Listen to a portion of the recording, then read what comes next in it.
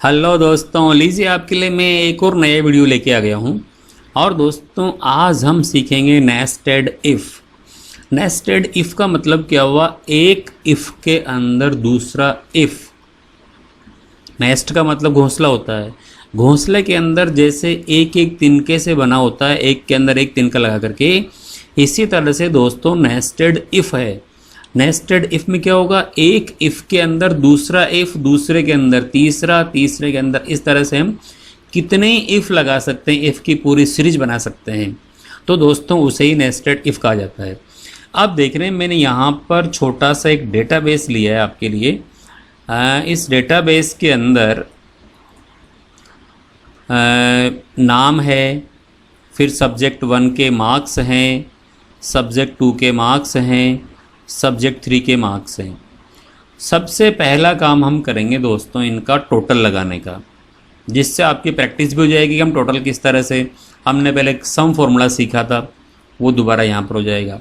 फिर हम percentage calculate करेंगे इनकी। परसेंटेज हम कैलकुलेट करेंगे इसमें 300 मार्क्स में से। हम ये मान के चल रहे हैं कि हर सब्जेक्ट का जो मैक्सिमम मार्क्स है वो 100 है। तो 100 में से कितने कितने मार्क्स आए वो हमने यहाँ पर सब्जेक्ट 1 2 3 में दे रखा है। तो 300 में से कितने नंबर आए इसके, हम उस बेसिस पे इसके परसेंटेज निकालेंगे। फिर हम परसेंटेज बेस पर उसका रिजल्ट निकालेंगे और फिर रिजल्ट के बेस पर, परसेंट के बेस पर हम उसका डिवीज़न कैलकुलेट करेंगे।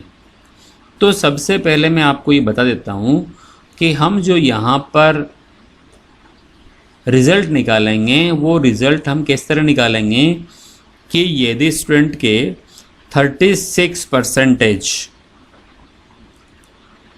या इससे ज़्यादा है तो वो पास होगा, और इससे कम वाला क्या होगा? फेल होगा। 36 से अबव वाला क्या होगा? 36%, और 36% से अबव वाला पास होगा। तो रिजल्ट तो हम इस तरह निकालेंगे। डिवीज़न निकालने के लिए हम क्या करेंगे?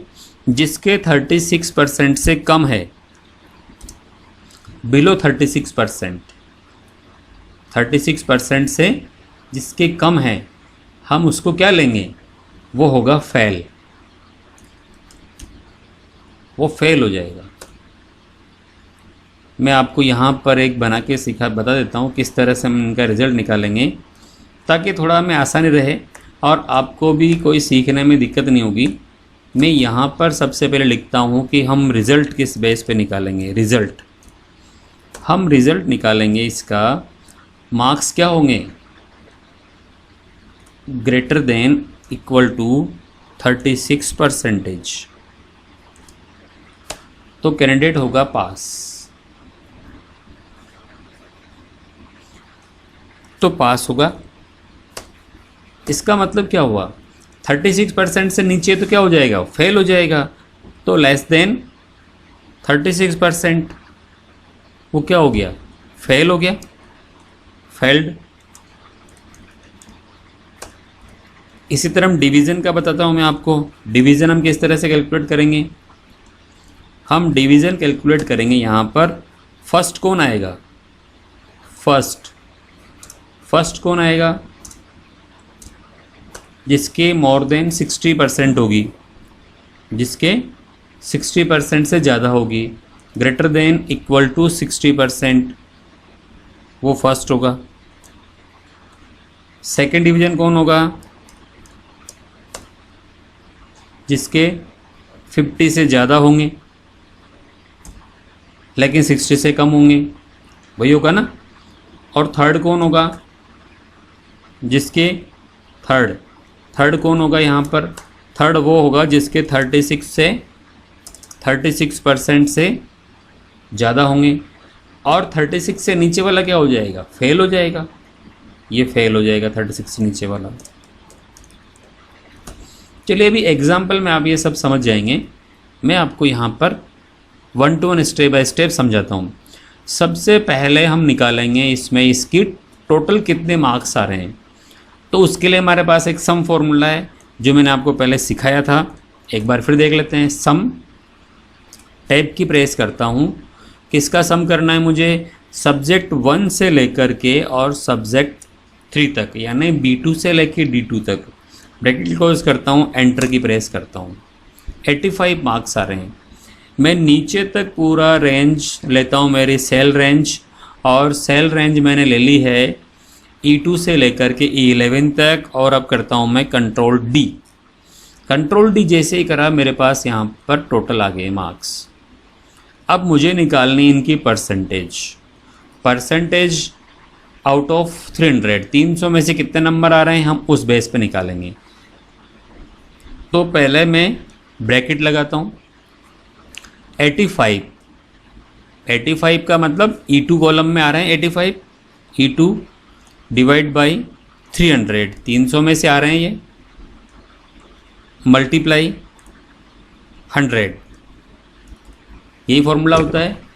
कितने marks, obtain marks divide by total marks multiply by 100, तो इसकी परसेंटेज आ गई है 28.33% हो गई है इसकी।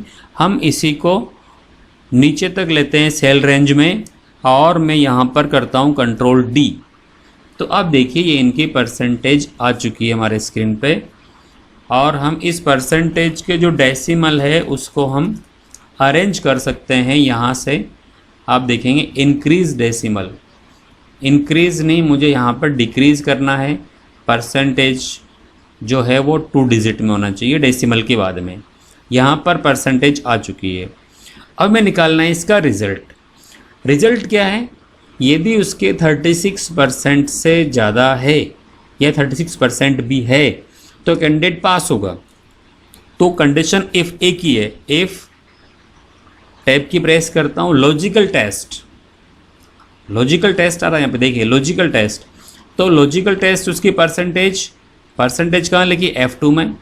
F2 की value greater than equal to 36 है, 36% से ज़्यादा है या 36 के बराबर है, कोमा वैल्यू इफ़ ट्रू।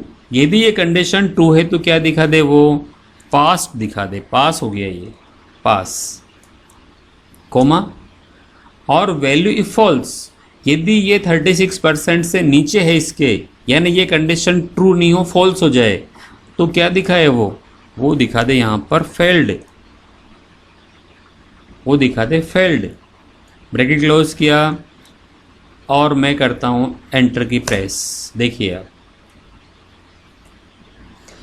पहला वाला जो कैंडिडेट है उसके 28.33% है, 36 भी नहीं है, 36 से कम है, इसका मतलब ये फेल है।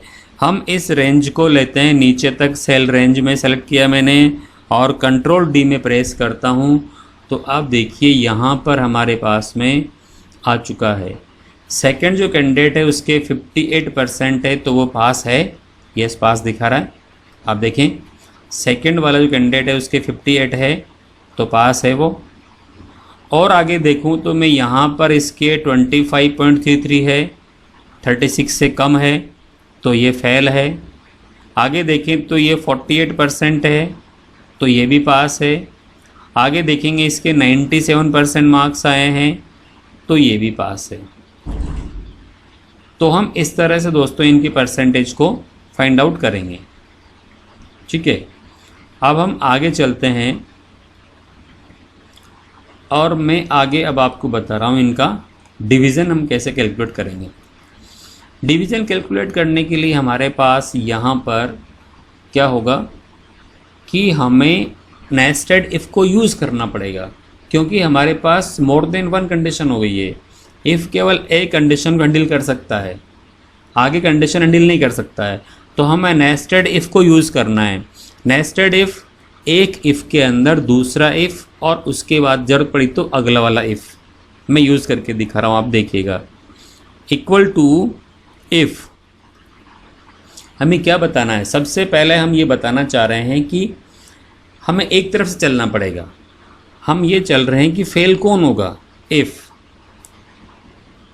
यदि परसेंटेज बेस पे ले रहे हैं, यदि परसेंटेज क्या हो, लेस देन 36 से कम हो उसकी परसेंटेज, तो कैंडिडेट क्या होगा, फेल होगा।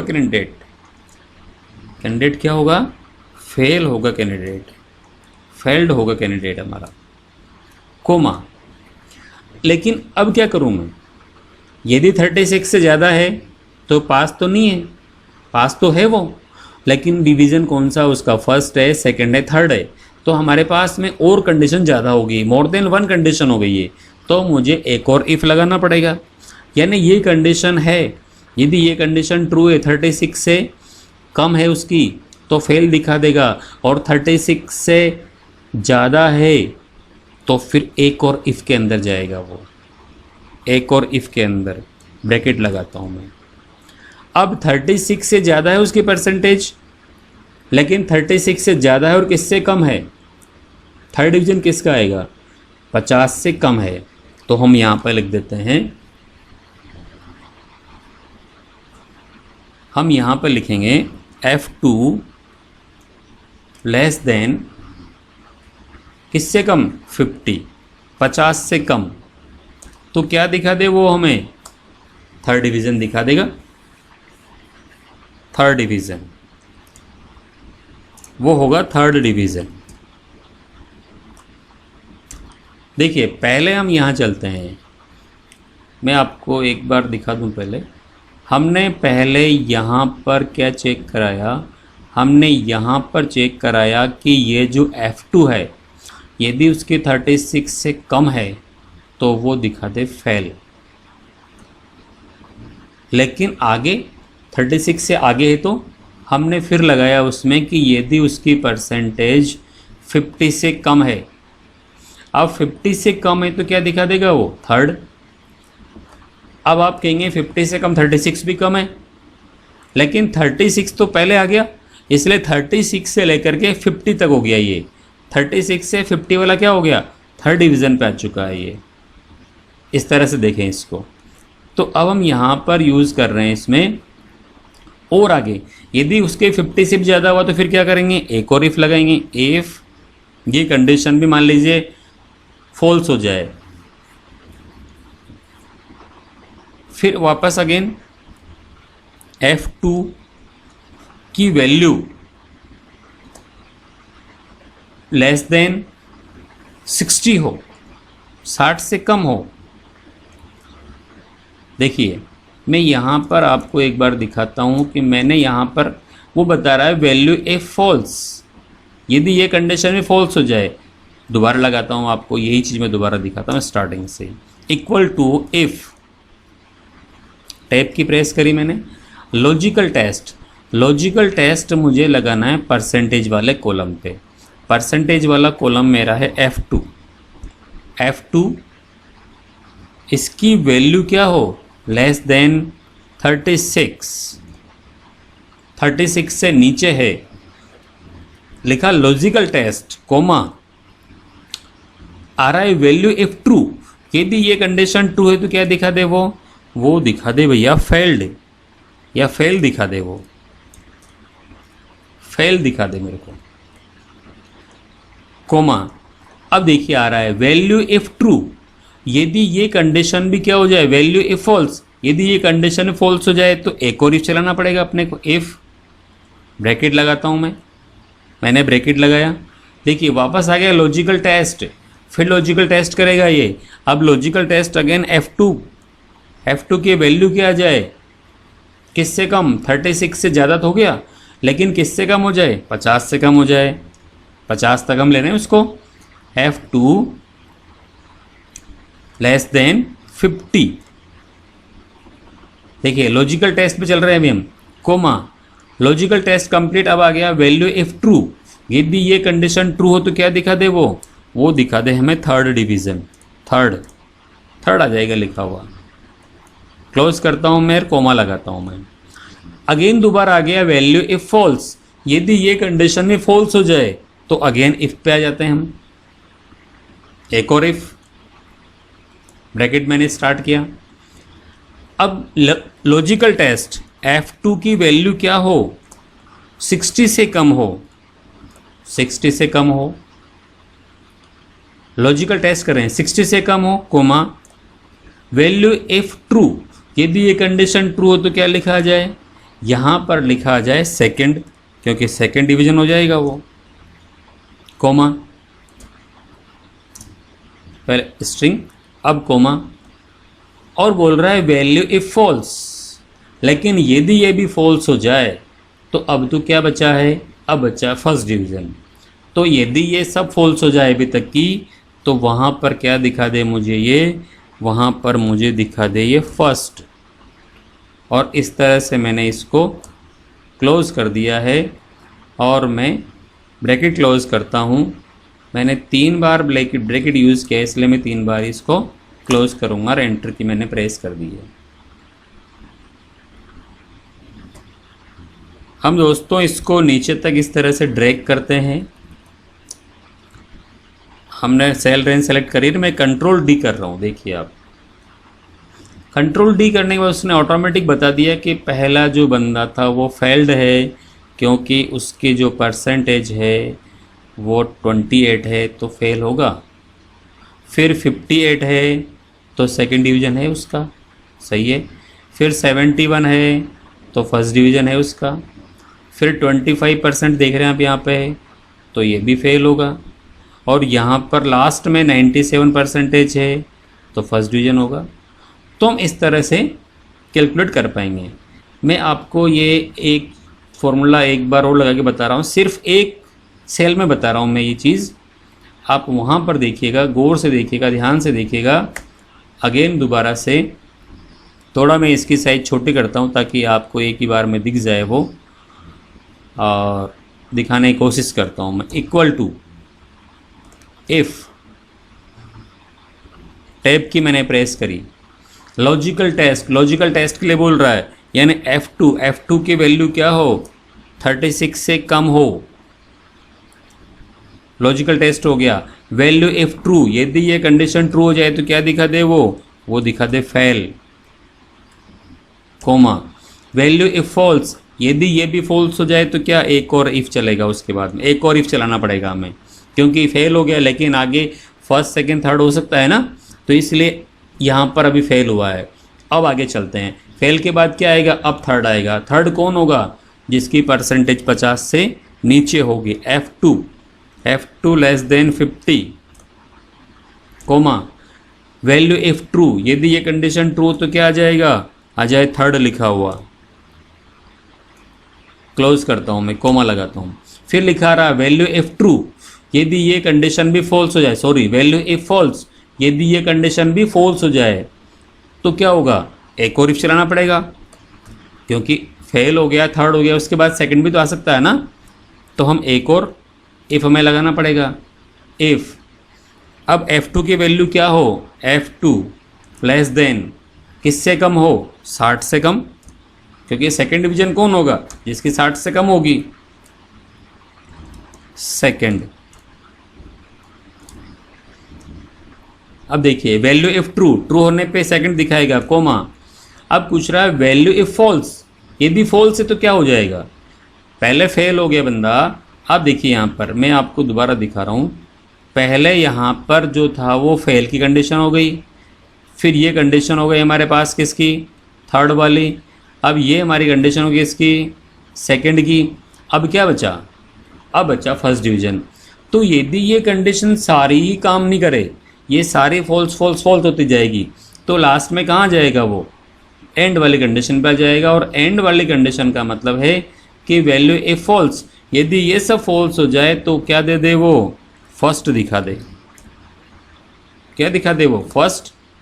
हम क्लोज करते हैं, और क्लोज करने के बाद में हमने यहाँ पर 3 बार ब्रैकेट ओपन किया था, मैं 3 बार इसे क्लोज करता हूँ और एंटर की प्रेस करता हूँ। देखिए फॉर्मूला आप यहाँ पर भी देख सकते हो, ये फॉर्मूला आप यहाँ पर भी देख सकते हो, देख पा रहे हैं दोस्तों। हम इस तरह से क्या करेंगे, हम नेस्टेड इफ़ को यूज़ करेंगे, और नेस्टेड इफ़ को आप यूज़ करके बहुत प्रॉब्लम सोल्व कर सकते हैं। तो दोस्तों इस तरह की वीडियो आपको मिलती रहेगी, और वीडियो को पूरा देखें, पूरा देखने पे आप अच्छी तरह समझ पाएंगे। बीच में वीडियो को छोड़ देंगे तो मज़ा नहीं आएगा, इसलिए वीडियो पूरी देखें। और आज के लिए इतना ही, good night, thank you so much.